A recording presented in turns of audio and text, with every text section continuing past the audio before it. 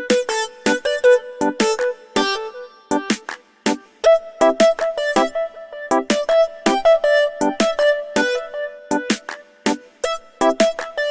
petang dan salam sejahtera guys. Selamat kembali ke Biar Jadi Channel. Petang ni aku melawat kebun.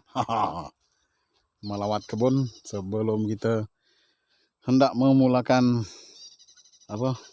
aktiviti pemanenan. 2 minggu lagi. Aku cek dulu pokok-pokok dia ni. Kerana ianya tidak terurus dengan baik. Jadi aku kena cek dulu mana ada buah ke tidak. Ada buah ke tidak, aku terpaksa juga ataupun harus panen ataupun tuai buah dah dekat kawasan ni. Kerana ianya sudah sesuai dan ada juga yang sudah matang buah dah. Jadi kebun pun tak berapa terurus. So kita mulakan dengan langkah yang baru. Slow-slow. 2 minggu akan datang nanti kita akan tengok macam mana hasil dah. Aku rasa hasil dah tak berapa lah sebab aku tengok dari segi potensi buah dia pun dia kecil-kecil. Lepas tu lama tak dibagi baja. So ianya takkan mendapat hasil yang baik lah. Okay guys. Pokok dia ni, kebun dia ni sampai ke bawah sana tu. So aku belum jelajah lagi kawasan ni. Kita cuma tengok di atas-atas ni je. Buah memang dah ada, bunga dah ada apa semua. Cuma tidak terurus dengan baik lah. Dengan rumput-rumput dia lagi. Itu kan ni di bawah kuasa aku punya bapak. Tapi dia pun dah tak berapa nak cergas lah. So aku terpaksa ambil alih. Aku dah tengok dah sepokok-sepokok ni. Yang di atas sini saja pun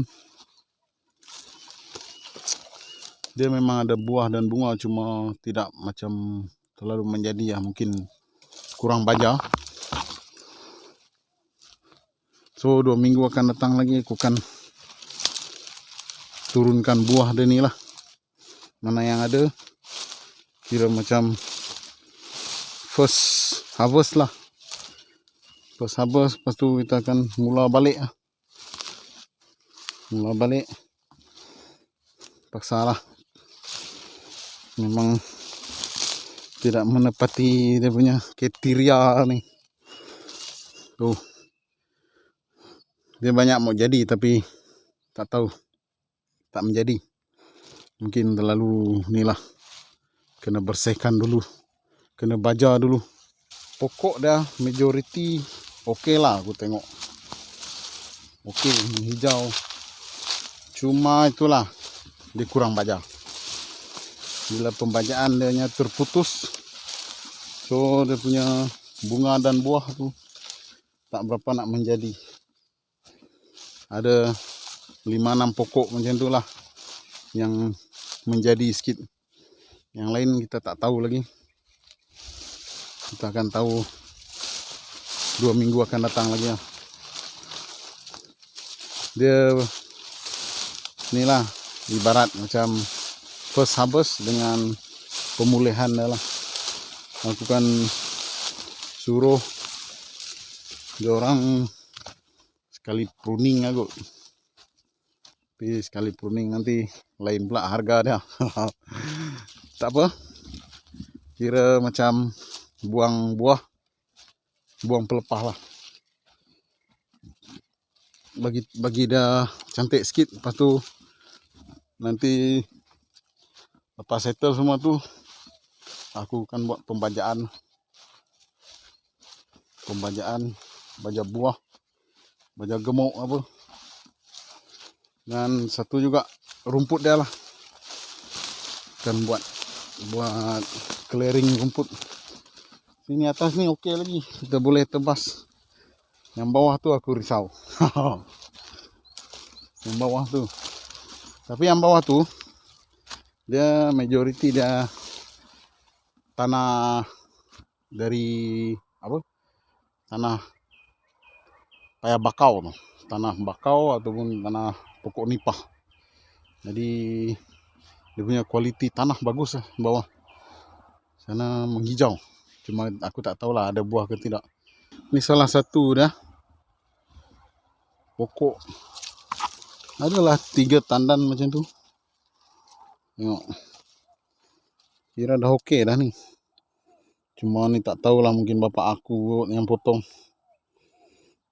So, ini kita biarkan dulu nanti. Kebun tu masih semak. Masih ada nanas-nanas ini. Dengan pelepah tak bersusun. Ini memang makan modal dan makan masa ni. Makan modal, makan masa, makan tenaga. So di bawah ni try turun tengok. Sini dia ada curam sikit.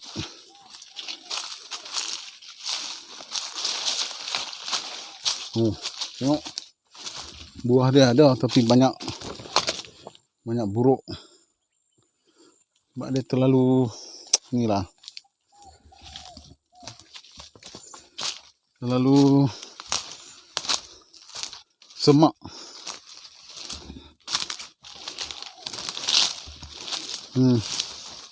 Tu. Buah dia okey. Nanti kita akan uruskan. Mungkin akan mengambil masa yang lama. Benda ni akan mengambil masa yang lama lah untuk kita buat pemulihan balik. Sebab memang aku tak sempat lah.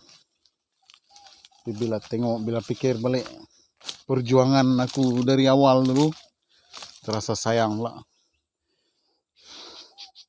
Sini ada dalam 68 pokok lah kawasan ni. Sampai ke ujung sana. Benda ni sebenarnya dia kena sebilang masa lah. Selalu kita pergi, selalu kita tengok, baru yang akan menghasilkan hasil yang baik. Nangka ni pun ada yang berbuah. Tengok guys, buah dah. Tapi satu saja tak menjadi.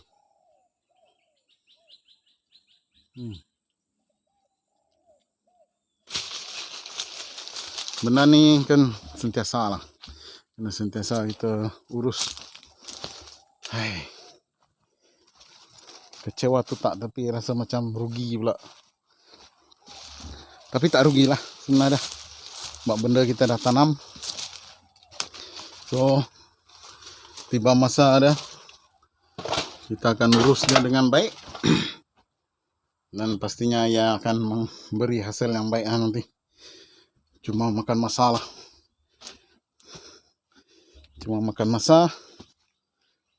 Tak tahu bila.